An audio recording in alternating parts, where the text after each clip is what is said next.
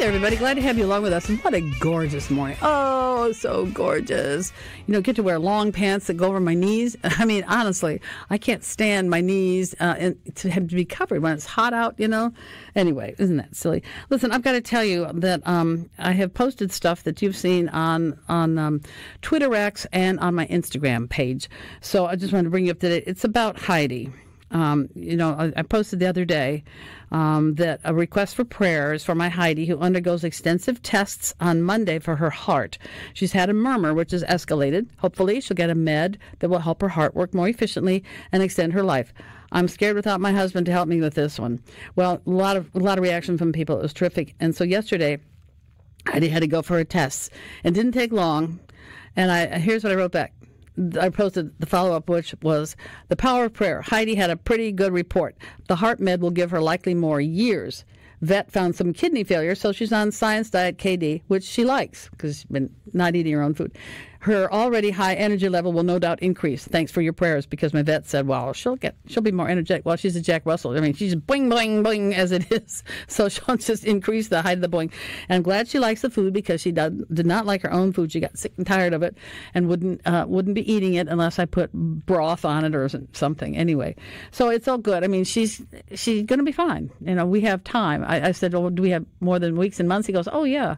We just don't know how many years, but that's all right. She's 12, and, you know, these dogs lived around 15 or so, or more. So I've got more time with Heidi, and she's cool with her new vitamins that she takes now. But it was a scary weekend, although I was topped off on Sunday. Or no, that was last night, because today is really my Monday. The Trump rally yesterday into the evening was bizarre, but it was cool, but it was kind of bizarre. I posted one on that too. What a crazy, bizarre Trump town hall. A couple of people got sick, and then they started playing music, which included Pavarotti singing Ave Maria, Leonard Cohen doing Alleluia, and a lot of stuff I don't know. And I posted something, but it was really weird. Two people fell out at the town hall in Oaks, Pennsylvania, wherever that is, and he goes, well, let's play Ave Maria. So they did one without words or anything, so okay, and then kept on with this other stuff, and let's do this, let's do that. I figure this is what he listens to in his flights, you know. Anyway, so the last song was such a surprise. It was Elvis Presley singing the Southern Trilogy. Haven't heard that in a long time. It was just beautiful. Like, well, that is really cool. I mean, who would know that a Nyaka would know that kind of stuff? But it was really kind of weird. And so then he ended it with, he walked among the people, actually, as he was leaving. He likes to do that anyway. But it was just a different kind of a thing. But anyway, the whole thing about Heidi is very good. I'm glad that, I'm relieved. And she's happy, and that's all that matters, too. Now, I have sitting in front of me a former Miss Mississippi, and this is on Twitter, too, Twitter X. It says, how does this former Miss Mississippi meet a still living Holocaust survivor born in America who fled the Nazis and then wrote a book about the woman, and they've never met, but I was wrong about that. Find out Tuesday on Mary Wieden News. So let me welcome Sherye Simmons Green. Welcome. Thank you, Mary. I'm sorry, I wasn't sure. Sherry spoke at a luncheon that I attended last week, and I said, oh, she's from me. I thought you hadn't met this woman, but tell her name, because this is interesting to what her name is. Her name is Mildred Schindler Jansen, and she lives in Ellsworth, Kansas, and she's 95 and a half years old and can run circles around anybody that I know. And I asked if she was related to Oscar Schindler. She is not, but that's probably the most common question, one of the top three that we get when we're out talking to readers. I'm sure she knows who he is. Or she did. I wonder if she knew him. She did not. I believe, if I'm not mistaken, Mr. Schindler was born in what became the Sudetenland, part of the former Czechoslovakia, and then had moved into Germany. Well, she's born in the United States and ended up in Germany during the Holocaust. This is fascinating. By the way, folks, she's written a book about it. It's called Surviving Hitler, Evading Stalin. And I have to tell you, folks, you might think, oh, well, Miss Mississippi, beauty contest, they don't know anything. Ha! It's just, this woman will run circles around every single one of us. And let me just tell you, I just have to interrupt you for just a second here to tell what you've been up to. Let's see. I'm going to start with, which part will I start with? Well, you went to Mississippi State and you did public relations.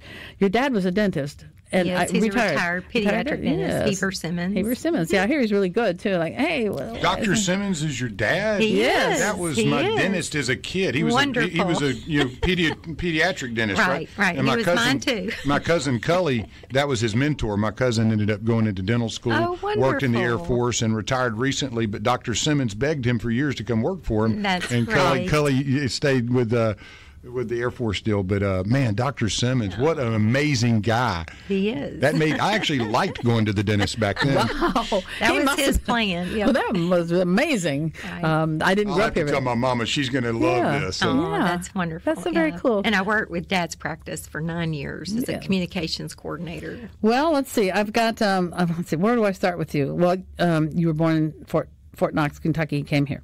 Let's see. And one of your things you did at Public Relations, Callan Petroleum, Pediatric Dental Practice of Drs. Heber Simmons and Joseph Young. Well, happened to be your dad. I don't know the other one.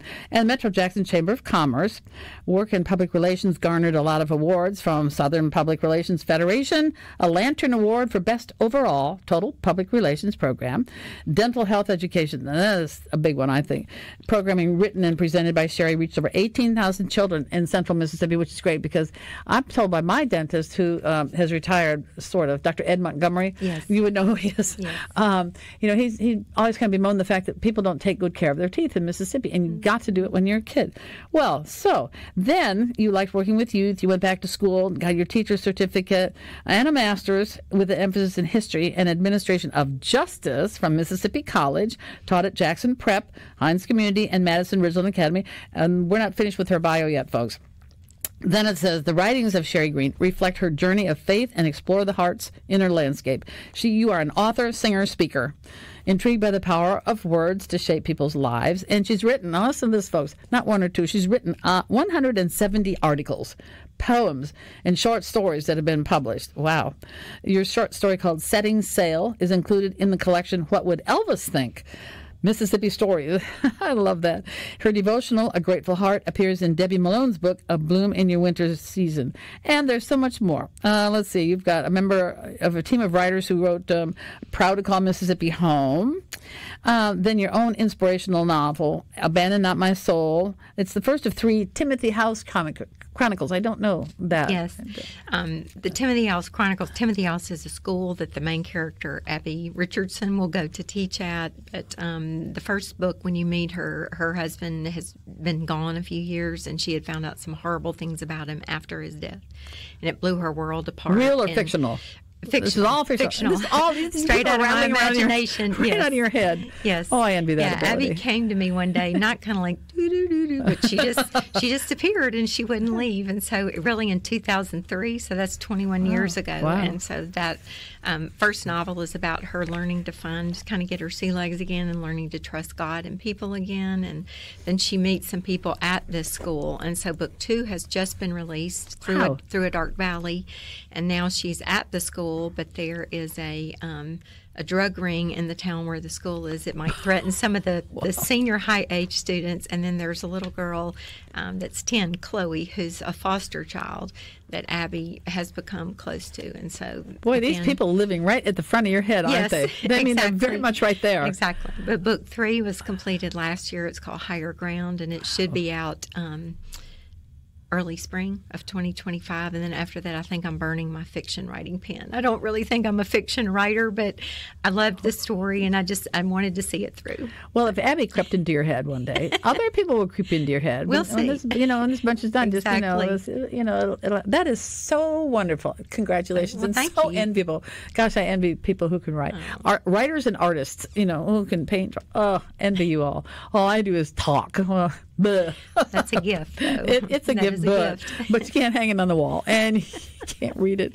Listen, folks, this is Sherye Simmons Green, and you can talk to her at 888-808-8637. You can text her at 601-879-4395, and you can watch us at supertalk.fm/Mary. Here we are in living color.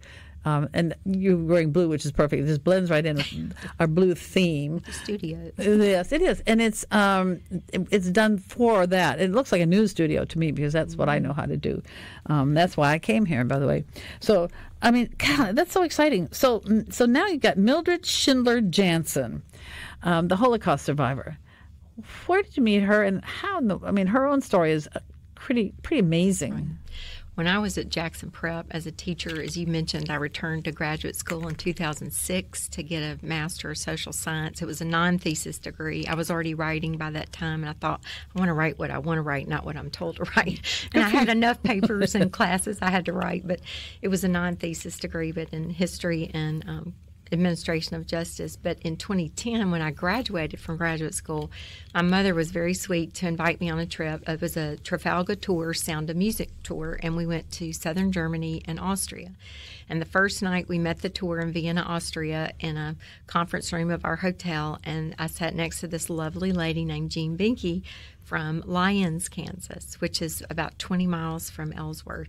She is Mildred's husband's cousin. And so we hit it off. Her husband was living at the time and was a farmer, was not able to be there, so she was with some other lady friends, and my mother and I were by ourselves. We palled around a lot together on that trip.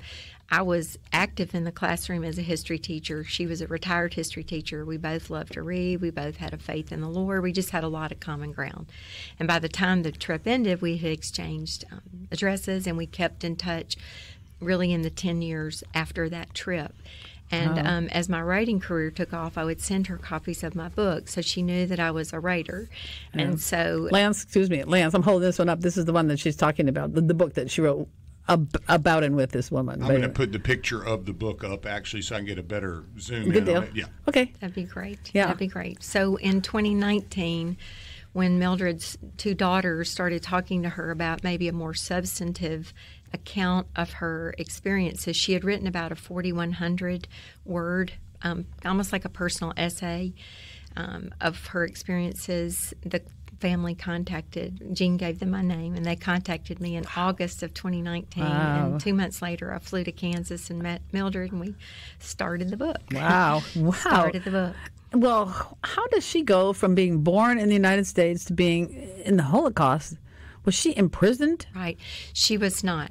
And one of the unique facts about Mildred's book is that she is a Gentile. She lived in northeastern Germany near Berlin, and her parents were evangelical Lutherans. Most of the Roman Catholic German population at the time lived in the southern portion of the country, but her father had immigrated to the United States, I want to say in 1921 or 22, and her mother in 26.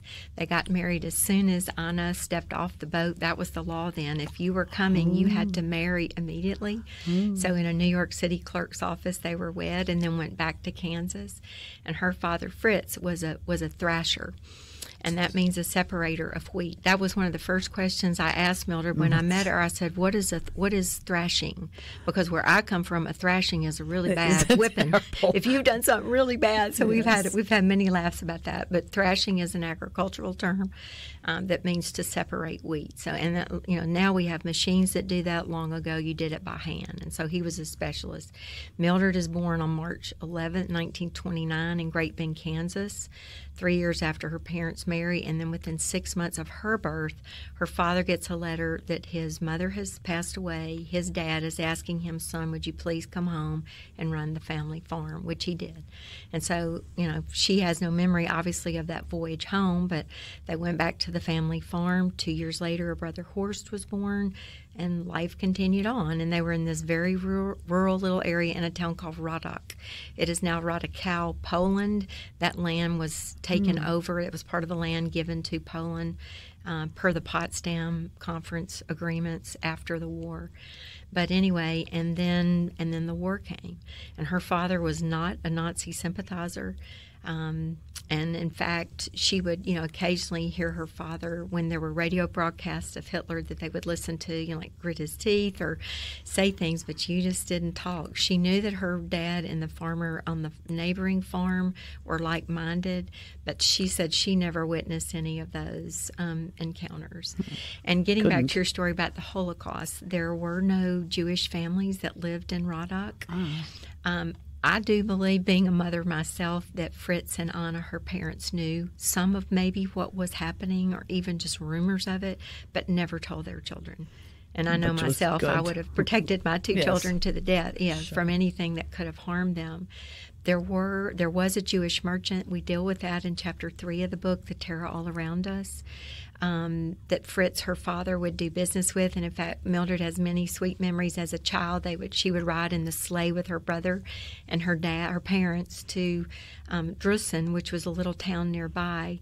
And the shopkeeper's wife would take the children in the back and would have fixed them hot milk and like sticky buns, or I guess we call it a cinnamon roll or a sweet roll, and take care of the children while the parents took care of business. And then one day they go and the store is empty and all the windows have been knocked out, and you can tell something very terrible has happened. And basically her father puts the children back in the sleigh and they leave immediately and drive back home. But that was her only encounter. Wow. And it was not until she gets to America and marries and has children of her own and is reading their textbooks that she realizes what happened with the Holocaust. I mean, there's no way you can discuss World War II and not discuss the Holocaust. Oh, absolutely. Horrendous, with the loss of 6 million Jews. But this was a Gentile family, and they just lived in an area where they did not have any Jewish residents in their town. About how old would she have been when this happened to the store and all that? And her dad just put them back in the sleigh. So she's probably 8 or 9 so at that old occasion. Enough to remember. Exactly. She can remember that. And also watching her father's body language, and even though the words were not there, I think she read a lot in what he did not say. There was, speaking of people who didn't know or denied that the Holocaust, locals in Germany supposedly didn't know what was going on. I remember seeing something not so long ago on TV. It was some historical, I don't know what, History Plan or something, about right after the camps got liberated. I guess this was at Auschwitz. After it got liberated, an army officer went to a town, and I'll tell you about that on the other side. What a tease here. I'll tell you this on the other side of our break here. I've got Sherye Simmons Green, former Miss Mississippi, has been so busy since she did that. We'll get into all that stuff too later on. It's Mary Wieden, and we'll be right back. Fascinating discussion, folks, with Sherye Simmons Green. Yes, she was Sherye Simmons. She was Miss Mississippi a few years ago, but that's okay. But she did not rest on her laurels of that. She has been a busy woman. She's a wife, a mother, a grandmother, and she's an author, a lecturer, teacher, many things. And we're talking about this book that she's got. It's called Surviving Hitler, Evading Stalin. It's about a woman named Mildred Schindler Jansen, an American woman who was over there because her dad was from Germany. Yes. She's born in America, but she was over there being the daughter of a thrasher. And somehow she'll get mixed up with the Nazis, I think. But I was going to say, before we went away, I was talking about this thing that I had seen where we were talking about whether the regular people in Germany, the civilians, everything, knew what was going on. And in this particular show, whatever it was, there was an American, it could have been Eisenhower or one of them, went to this town and said, you come, and near Auschwitz, you come and we will show you what has been going on. If you don't want to believe this or whatever, you're going to see what your country has been doing to Jewish people. And they took them, I think it was to Auschwitz, and I don't know how it ended, but it was, a lot of them were astounded or pretended to be astounded. Others, you kind of get the idea that they knew. I mean, how could you not? The smells, the whatever, beyond belief, man's inhumanity to man. Oh, yes, absolutely. Mm-hmm. And I think that was a good thing to do. But go ahead. Mm-hmm. So your lady. So how did she? When was she as an adult, or she was there when the Holocaust was going on? Well, she was, but sort of the crux of her story starts on February the 1st, 1945. Again, she lived in this little town, Rodock, that was in northeastern Germany. Father was a farmer. I think personally that's part of what shielded them, was their very rural location. There was a Nazi party member that lived in their town that would occasionally come to check on them, so it wasn't that they were just sort of out of sight, out of mind. But on February the 1st, 1945, Soviet troops moving into Germany, headed toward Berlin, bombed their farm and knocked down the door of their farmhouse and captured their family and all the the residents of their town. And after staying in the house about a week, they moved everybody on toward Poland.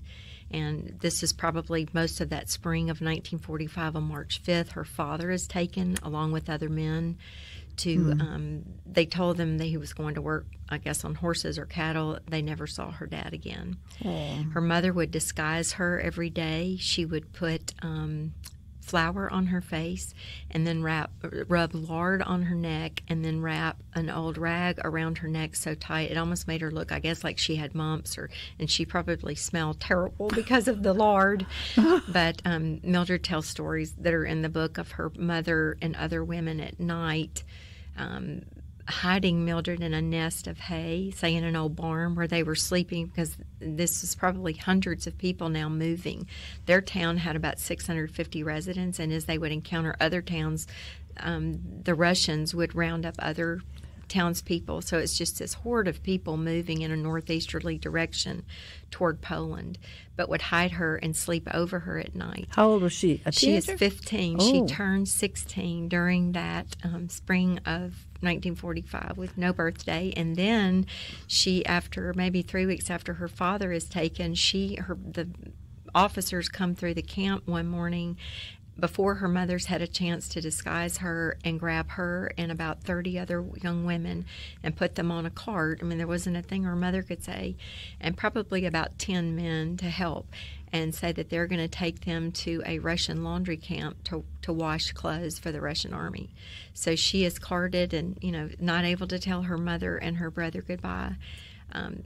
Those scenes to me are very similar of what I imagine it would have been for slave families during the American Civil War, when you were separated from your family at an auction or by circumstance, and you're not allowed to speak, and you cannot, tell the last goodbye. But anyway, she is taken and she survives that ordeal. It's in that laundry camp that I really think she learned to find her voice. It really was a laundry camp. I mean, they didn't just. Oh. No, there were wash tubs, and they were, with the metal grates, and she talks about, and the little pieces of soap they called Hitler soap, probably about our size of what we think of maybe you get a bar of soap in a hotel. And they were to wash 100 shirts with each of those bars. And she said after 3 days her hands were bloody, and I think it was probably a form of lye soap from the water, and also cutting herself on the washing board. And they had been told when they got to the camp, if you basically refuse to do anything, you'll be shot on sight. And so one morning the female officer in camp lines Mildred up and all the other young women and points to Mildred and says, "You'll wash more shirts." And Mildred puts her hands up and she just shakes her hand and said, "No more."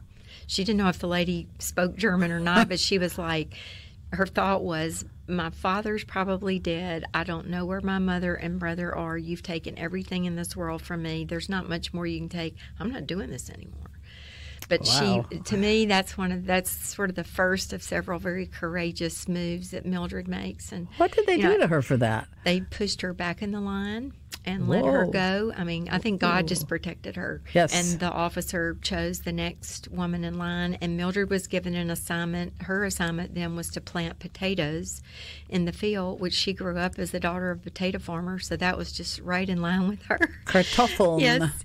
And so it was fine with her, and she was left alone. But there were many rapes that occurred in that camp in those weeks that she was there, and again, God just protected her. That, to me, there's several very unique aspects of this book, and that was one of them, is that Mildred nor her mother were sexually assaulted by Russian armies. That was probably some of the first research I conducted in the fall of 2019, was trying to figure out all I could about the Russian army and their entrance into Germany.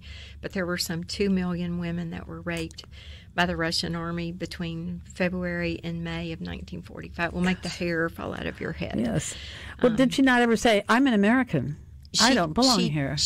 I think she knew where she had been born, but that did not mean to her what that would probably mean to you or I today.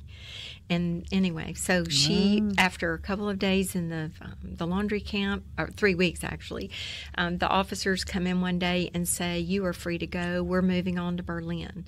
So it must be the end of April by this time of 1945. So she and 4 other girls, and she cannot remember any of their names, which I think is so interesting. But they basically go and wander for 4 days, and she finds her mother and brother again. Another God. My goodness. Boy, that's a God thing exactly. for sure. All of it is, but fingerprint in the book. And there's a very sweet scene where she said that her brother Horst was very tall for his age. He was 13 and she's 16 by this time. But he wore very thick glasses, which I told people I was a difficult delivery. I think I got glasses when I was in kindergarten or first grade, but I've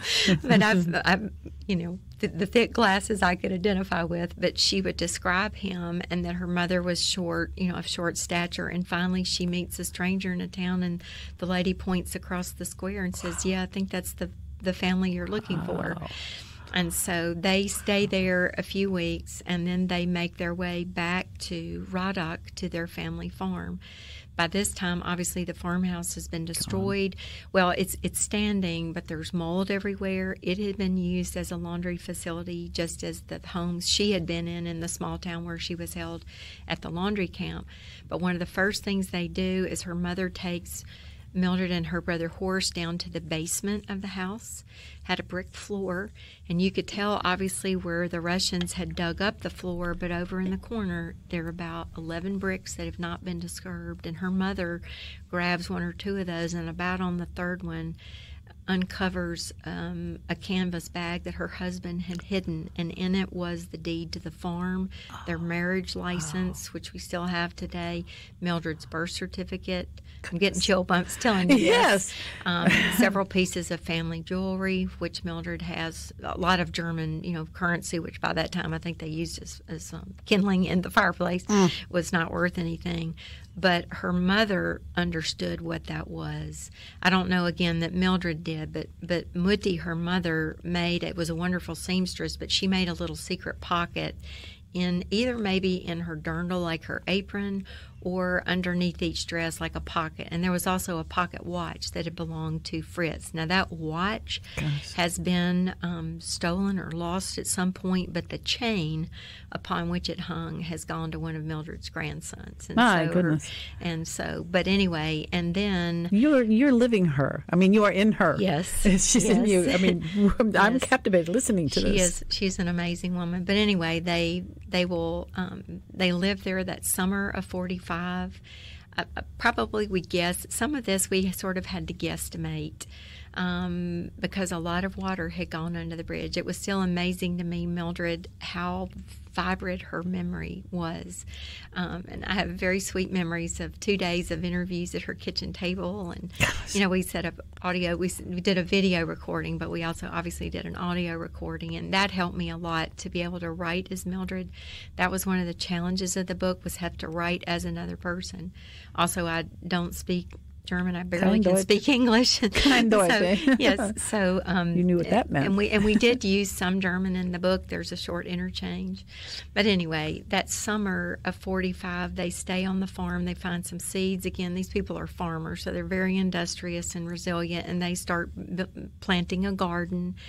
And one day they look up, and Mutti by this time, I probably think it is almost an emotional breakdown of some point, or depression. Her husband has been taken. Yes. He is no longer with us. They have no idea where he is, and she's back at her farm. And then how am I going to make a go of a life as a single mother, and I have these 2 teenage children? Anyway, the kids, I think Mutti was in the house, but the kids are out in the yard of the house, and they look up, and there are some Polish soldiers at the gate. And they say, this is now Poland. This would have been August after the Potsdam Conference, when a lot of that land on the eastern side of Germany would have gone back to Polish jurisdiction. And so they say, you're going to have to learn Polish. You can stay here and learn Polish and become a Polish citizen, or you can leave. And so the children say, well, our mother does not feel very well. And so they just say, well, we'll shoot her. And Mutti, by that time, is standing behind the children, and she just said, would you allow, she had raised herself up and was standing, but she just said, would you allow my children and me a day to make this decision? We need to think about this, and you come back in the morning, which they did. And she said, we are leaving. She's like, there's no way we're staying here. So they pack a little hand cart, and the soldiers, I think, walked them to the bridge at the Oder River, which would have been the line of demarcation between Poland and Germany, and head them off toward Berlin. And so they make their way to Berlin. One of Mildred's father's sisters lived there. Tante Marieken was her name, but Mildred had been there to visit. They stay with them for a while. And we got to take another break here. We're coming up. This is our final break already. This is going by so fast. Oh, thanks an awful lot. Stay right where you are, folks, with Sherye Simmons Green. You don't want to miss the rest of the story. Welcome back. It's another one of those hours just flying by. Sherye Simmons Green, I bet you are enraptured with this. I mean, this is just an amazing story of a woman who is an American who grew up German, and at the tail end of World War II, and you spent such little time with her, but you know her. You are her. I mean, she's in your head. Fictional characters mainly in my heart. Well, that too. Is, she's both. Yes. And written this wonderful book called Surviving Hitler, Evading Stalin. My Lord. So we've got the family back over toward Berlin and staying with Tante aunt. That's right, the aunt word. Okay, right. And they're there. Yeah. After a while, it's obvious it's a small apartment. They cannot stay there, so they move to Nienhagen, which is on the northeastern coast of Germany. It was in the Soviet occupation zone. If you remember, after World War II, Germany is divided into 4 occupation zones by the winners of the war: the Soviets, the Americans, the French, and the British. And Mutti, Mildred's mother, begged officials, please do not send them somewhere in the Soviet zone, but that was exactly where they were sent. And so after a while in Nienhagen, the mayor of that little town, and the mayors of towns like that in that time would have carried a lot of weight. They were the ones that would have given you permission to get a train ticket, to sort of go beyond the bounds of town. But he comes to Mutti one day and says, the Russians are taking young girls, almost as they had in the laundry camp, and putting them on trains and taking them to Siberia. And so Mutti begs him. She says, I am not well. Please do not let Mildred be one of these young women. And so he graciously agrees, but he tells her, he said, they're coming. This was the late winter of 1945. And he said, if they come back, I cannot prevent her from being taken a second time. So Mutti again comes up with a ruse, a trick to save her daughter, much like she did with the makeup disguise during the internment period. And she goes back to the mayor and she said, I need to get a train ticket for Mildred to go to Berlin to Tante Marieken's, where they had been before, to get our winter clothes. I remember laughing at myself during those 4 days in October. It took me a long time to realize those winter clothes, that was a virtual term. There were no winter clothes. It was a ruse. But anyway, and so the mayor agrees. And so that to me is one of the most poignant scenes in the book, when Mildred, her mother walks her to the train station in Nienhagen, and as Mildred is dressing, though, before they leave the house, her mother walks in the bedroom and takes the American birth certificate. It's folded, pins it inside her brassiere, and then it helps Mildred button her blouse over it. And she just said, you keep this important paper with you. You may need it. Never said another word about it. Mildred gets on the train knowing she may never see her mother and brother again. And in fact, when she rides off into the sunset that day, it will be 7.5 years before she sees her mother again. So she goes back to Berlin, and she goes back to her aunt's house, and her cousin, the aunt's daughter, Waltraud, works for the American consulate. This to me was another sort of God's fingerprints in the story. And so Waltraud takes Mildred with her one day to try to get a job, and so Mildred remembers the paper that her mother said might be important, so she brings it with her in her coat pocket. And when they ask her about working, or identification, she hands over this piece of paper. And an American in the consulate office, I have the scene, almost like a winning lottery ticket. It said, my dear girl, you are an American. And that will set off another set of circumstances that will eventually bring her. She has to go live in some displacement camps for a period of months, but she eventually will sail, I believe, out of Bremen, and we'll sail into New York Harbor, and then some family friends will meet her there, and then she will go by train again by herself. She is 17 years old by this time, to her another aunt and uncle whom she has never met that live in central Kansas. And that's how she gets back to America. And so, what a story. It is. Oh my gosh! Did she see? You said it was 7 years before she got to see her mother. Yes. And how did that? Was the mother stayed over there or came here? She did. They stayed in Germany, but they did have to move around to different places. And she always maintained correspondence with Mildred. But and frankly, Mary, I think that's a part of the post-war story. I maybe didn't research enough. I can't actually tell you, what would have prevented that. But I think there would have been a lot of red tape or bureaucracy. But Mildred will start high school as a ninth grader, as an 18-year-old in the ninth grade at Lorraine High School, which is another farming community nearby. So she's 4 years older than her peers. Wonderful school. I think there were like maybe 9 or 10 kids in her class. But she just was in this little farming community, had a lot of Germans there. So a lot of people that were like-minded and had similar stories to hers. She will meet and marry a farmer who was a few years older that lives in the area that had noticed her. He had already graduated high school, but then in 1953, her mother and brother come 5 months after she and Leon are married, and will come stateside, and they'll meet him at the train at Hutchinson, Kansas. Oh, wow. And then did they stay? They did. They did, and lived a very full life. I think her mother was 96 when she passed away, I think in the late 90s, and Horst is deceased, sadly, her brother. But Mildred is an amazing lady. Last year I was in Kansas twice. We went to schools across the state and talked to young people. The kids love her. She's just like a magnet, and it's so fun to watch them with her. You can send this link to her or to her daughter, so they can see that, they can see this. We did. In fact, I made a post. What I'll do is the link after we're up on YouTube, but sent a link yesterday. They have a Facebook page, Surviving Hitler, Evading Stalin, and the name of the book. What you got, Lance? I was going to say, I'll have the interview today up probably about an hour after we're done. That's great. So it'll be ready to go, and it'll be on YouTube. So all right, I'll thank schedule you. it. Wonderful. I'll post it. Yeah, that'd be really good. I'll post it. One of the fascinating things to me, Mary, about Mildred's story is, as you said before, she is an American. Most memoirs written by females were from either Germans or women of other nationalities. We've already talked about the fact she was a Gentile. For me, also as a former educator of American history and who had taught the World War II story a lot, her story contradicts a commonly held misconception I think a lot of people had, that every person that lived in Germany during the Third Reich was in lockstep with Hitler. They were not. Yeah, they were not. Like that town, like those townspeople near Auschwitz, where it was. I think a lot of them didn't know.